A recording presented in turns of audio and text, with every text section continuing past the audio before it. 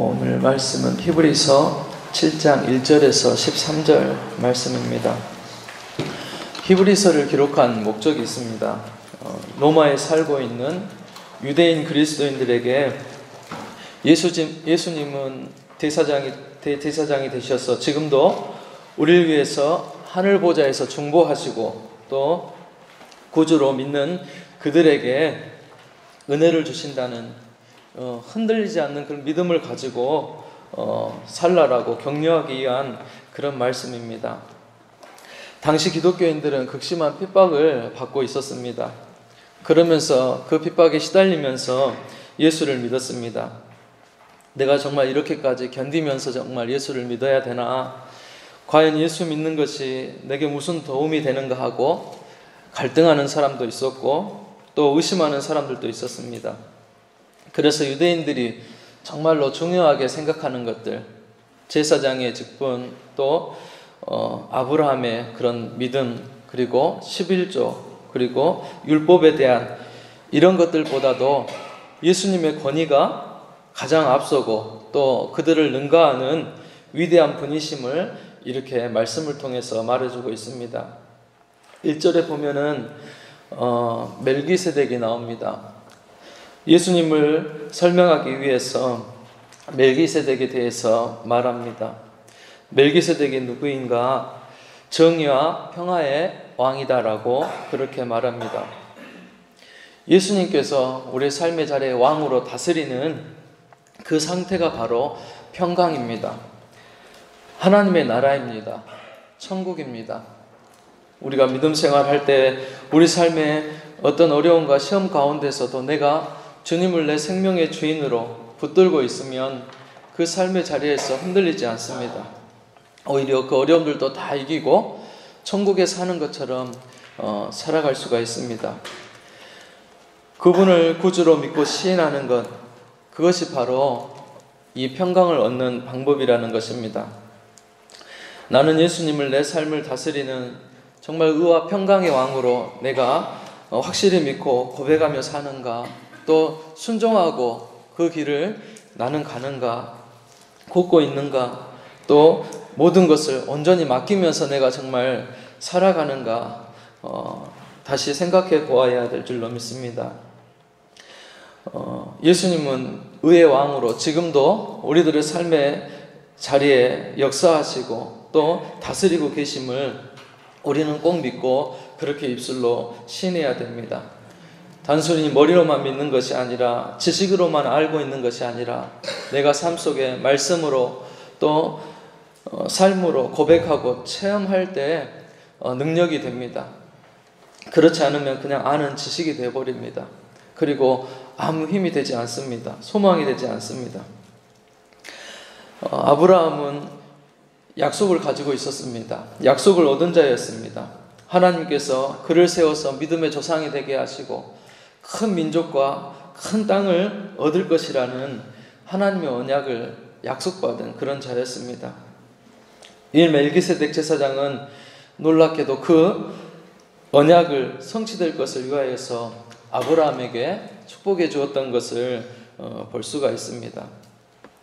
이 멜기세덱이란 인물은 바로 예수님의 제사장 직분을 위해서 창세기 하나님께서 특별하게 예비해 두신 그러한 인물이었습니다. 그리스도께서 대제사장 되심을 증거하기 위해서 그런 도구로 존재했던 그런 사람이었습니다. 저와 여러분들도 그렇게 쓰임받는 복이 있기를 바랍니다. 하나님께서 특별히 나를 통하여서 하나님의 나라를 세워가시고 또 하나님의 사역을 세워가시기 위하여서 그런 자리에 귀하게 쓰임받는 우리 모두가 될 수 있기를 바랍니다. 내게 주신 건강도 또 재능도 물질을 가지고 정말 하나님의 영광을 드러내는 삶, 그 복음을 증거하는 삶이 얼마나 귀한지 모릅니다. 그 일에 그렇게 쓰임받게 되기를 소원합니다.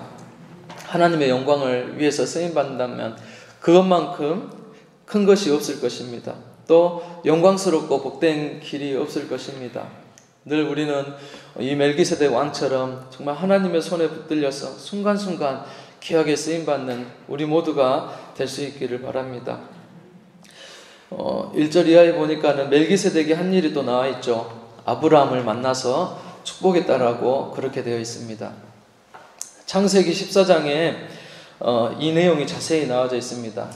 14장 18절에 보니까 멜기세덱은 이 전쟁에 승리하고 돌아온 아브라함과 그의 종들에게 빵과 포도주를 주어서 기운을 회복하게 해주었다라고 그렇게 말씀하고 있습니다.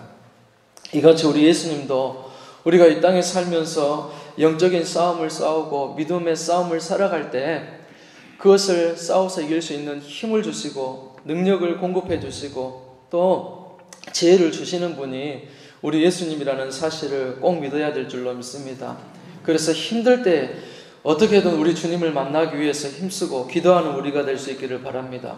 아브라함을 만나서 떡을 먹이고 그의 기운을 돋우었던 것처럼 우리 하나님께서는 이렇게 이 땅에서 선한 싸움을 싸우고 믿음을 싸우고 기도하는 우리 믿음의 성도들을 늘 찾아와 만나주시고 또 축복하시기를 기뻐하신 줄로 믿습니다. 창세기 14장 19절에 보면 이 아브라함에게 멜기세덱이 축복했던 그 기도의 내용들이 나와져 있습니다. 이렇게 기도하죠. 천지의 주제이시여 지극히 높으신 하나님이여 아브라함에게 복을 주옵소서. 너의 대적을 내 손에 붙이신 지극히 높으신 하나님을 찬송할지로다 라고 그렇게 멜기세덱은 축복하고 기도했습니다. 11조를 가져온 11조를 그래서 이 멜기세덱에 바치죠. 그것은 하나님 앞에 드리는 것입니다. 내가 가지고 있는 이 모든 소유가 하나님께로부터 왔다라고 고백하는 것입니다. 아브라함은 네 왕하고 싸워서 이겼습니다.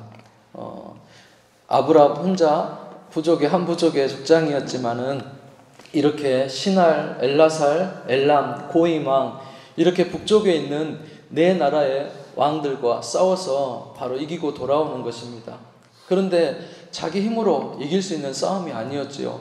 하나님께서 그들을 그 손에 붙여주셨기 때문에 전쟁에서 이길 수 있었다고 아브라함은 고백하는 것입니다. 그리고 그 증거로 자기가 가지고 온 또 싸워서 이기고 온 전리품들을 이 멜기세덱에게 10분의 1을 구별하여서 드렸던 것을 볼 수가 있습니다. 이 싸움은 나의 힘으로 이겨냈고 또 승리했고 물리쳤던 것이 아니고 바로 하나님께서 함께하여 주셨기 때문에 하나님이 내 대적을 원수의 손에서 건져주시기 때문에 붙여주시기 때문에 이길 수 있었다라는 그런 고백이 그 예물에 담겨져 있는 것입니다. 바로 모든 것이 하나님께로부터 왔고 하나님의 것이라고 그렇게 고백하는 것이죠. 많은 사람들이 이 11조 때문에 시험에 듭니다. 또 많은 신앙생활 하는 분들이 이 물질을 구별해서 하나님 앞에 잘 드리지 못합니다. 헌금 생활을 어려워서 넘어지는 사람들도 많이 있죠. 가서 이제 신방하다가 이렇게 돌아보면 대부분의 사람들이 물질 때문에 시험 들어 있는 사람들이 많이 있습니다. 그런데 정말 이렇게 믿음의 사람들 또 하나님께서 나에게 이 모든 것들을 주셨다라고 고백하는 그런 믿음의 사람들은 당연히 하나님의 것 10분의 1을 쪼개서 하나님 앞에 드리는 것이 마땅합니다. 그것은 제사장이 받는 것이 아니고 바로 우리 하나님께서 받으신다는 사실을 우리가 깨달았으면 좋겠습니다. 4절에 보면 그가 얼마나 높은 사람이었는지 생각해 보라라고 그렇게 말합니다. 믿음의 조상 아브라함도 이 멜기세덱에게 11조를 드렸다는 것이죠. 그래서 그를 지극히 높으신 하나님의 제사장으로 인정하고 또 그에게 합당한 대우를 했다는 것입니다. 그래서 성경은 이 멜기세덱 왕을 이 믿음의 조상 아브라함보다 더 높은 자다라고 그렇게 말씀하고 있습니다. 그러면서 예수님도 이와 같다라고 말씀하는 것입니다. 율법보다도 레위지파의 제사장보다도 더 높으신 분이심을 말씀해주고 있는 것입니다. 11절에 보면 레위계통 제사장들이 드리는 제사는 온전하지 못하다라고 그렇게 말씀합니다. 제사장의 라인이 두 개가 있다라는 것이죠. 한 가지는 이렇게 아브라함 자손인 또 레위 족속의 반차를 따라서 임명되는 제사장이 있고, 이렇게 하나님께서 특별히 세우신 그런 멜기세덱의 반차를 따라 세워지는 제사장이 있다는 것입니다. 그런데 이 사실은 유대인들에게 정말 이렇게 깜짝 놀랄 만한 그런 사실이었습니다. 왜냐하면 유대인들은 바로 레위 제사장들, 그 반차를 쫓아서 세워진 제사장만 알고 있었고 또 믿고 있었기 때문입니다. 그런데 이렇게 레위 족속이 아닌 유다 지파에서 예수님이 무슨 성경적인 근거로 이렇게 제사장 직분을 하실 수 있느냐라고 의심할 수 있었던 것입니다. 그래서 바로 그럴 때 성경에 이 멜기세덱 왕을 이렇게 세워서 예수님의 대제사장직을 변호하는 것을, 증거하는 것을 볼 수가 있습니다. 예수님이 드린 제사는 온전합니다. 그래서 율법처럼, 율법은 무엇입니까? 죄가 무엇인지 깨닫게 하고 알게 하는 것입니다. 율법으로는 당신이 죄인이요라고 알려주고 거기에서 끝납니다. 그러나 예수님의 그 복음은 어떻습니까? 바로 당신은 용서받을 수 있습니다라고 말하는 것 같습니다. 우리가 많이 아파서 병원에 가지요. 병원에 가면 어떻습니까? 당신 이제 아파가지고 큰일 나서 죽을 병에 걸렸어라고 하면 가슴이 덜커덕하죠. 그런데 이제 당신은 깨끗이 나을 수 있어, 금방 좋아질 것이요라고 의사의 입을 통해서 그런 말을 들은다면 아마 힘이 날 것입니다. 그리고 정말 반가울 것입니다. 바로 예수님의 복음은 이와 같습니다.